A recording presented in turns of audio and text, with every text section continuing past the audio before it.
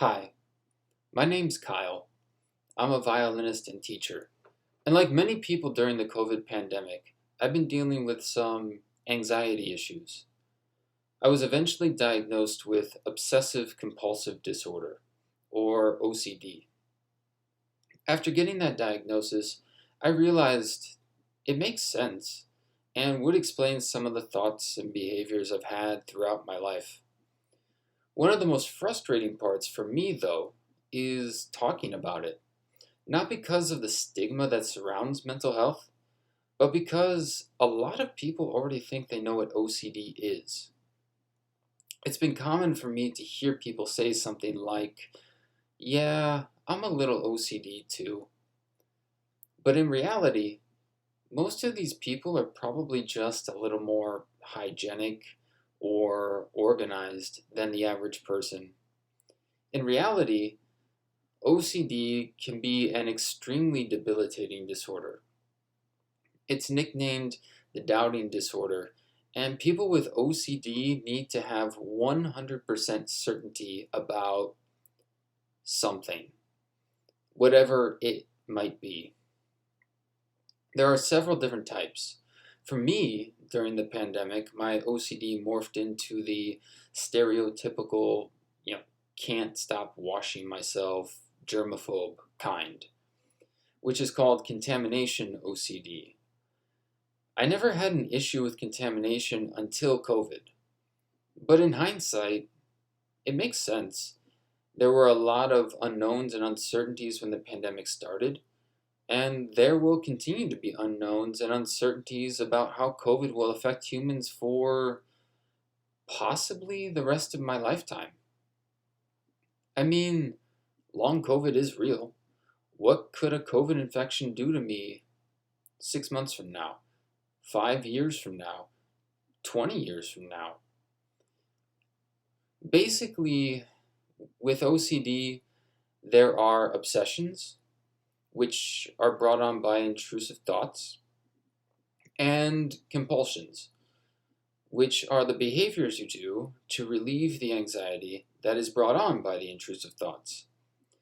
One of the things that makes OCD debilitating is the sheer amount of time the behaviors you do takes out of your day. So, here's an example of what I mean. Do you remember at the beginning of the COVID pandemic when health officials were telling everyone to wash their hands for 20 to 30 seconds?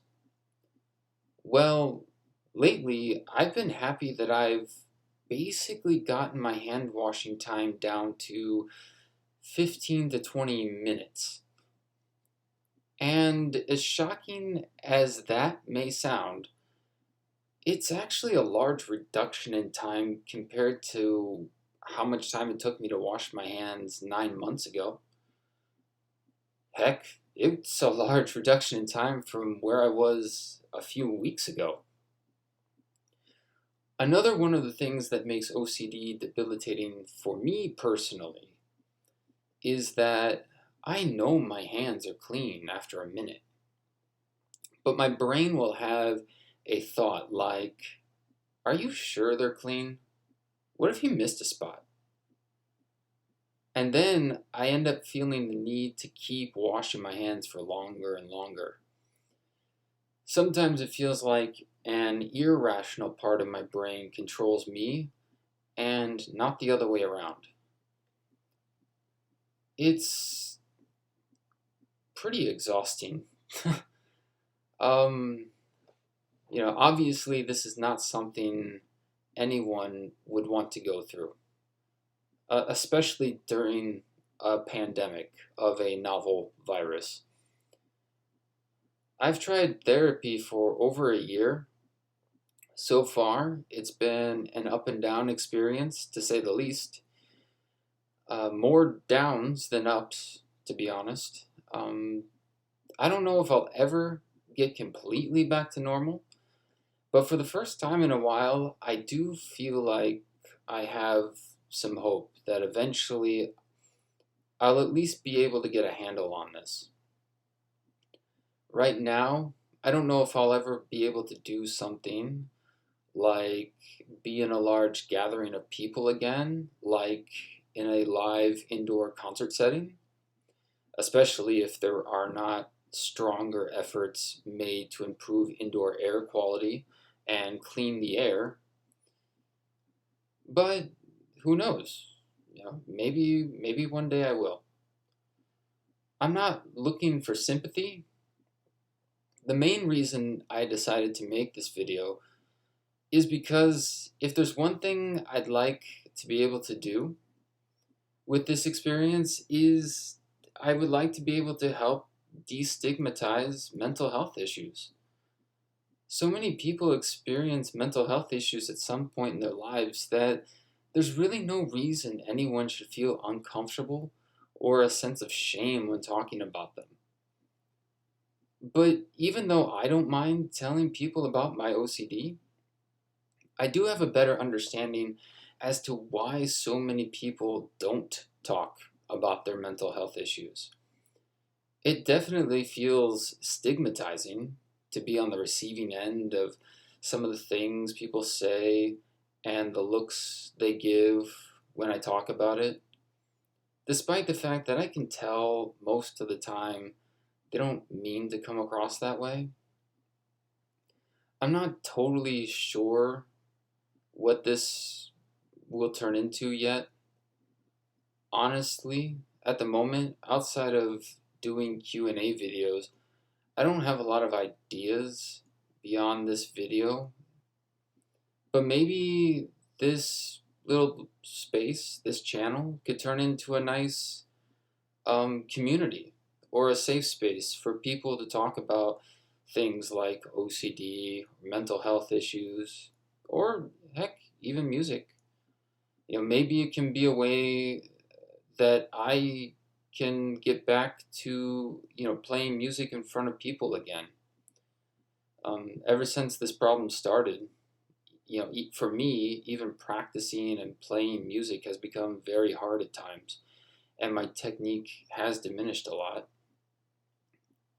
If you have any ideas or suggestions for the kinds of things you'd be interested to see, or any questions from me you'd be curious to have answered, feel free to write them in the comments section below.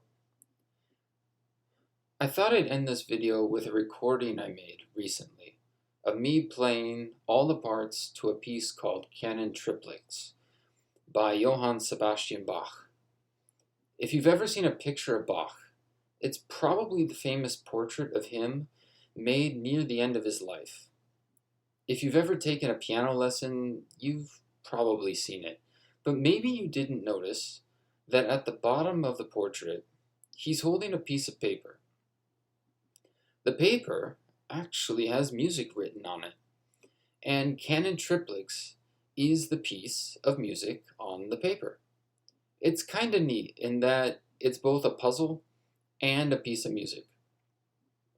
I say it's a puzzle because when you look at the paper, there are only 3 individual parts of music written on it, but in reality, there are actually 6 individual parts written there.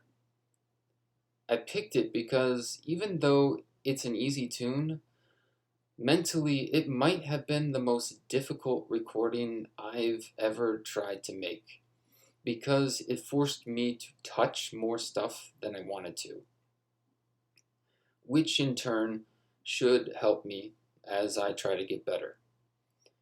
So maybe it's not perfect, but considering the fact that my head was yelling at me the whole time to take the headphones off my ears because, I might end up catching some horrible disease, I'm actually okay with this recording, which might be the first time I've ever felt that way about any recording I've made. And if you think about it, how perfectly would you be able to do even a simple task if your brain was doing that to you? Anyway, thanks for listening. If you liked the video, feel free to like, share, subscribe to the channel, and feel free to write any comments, questions, or ideas in the comment section below.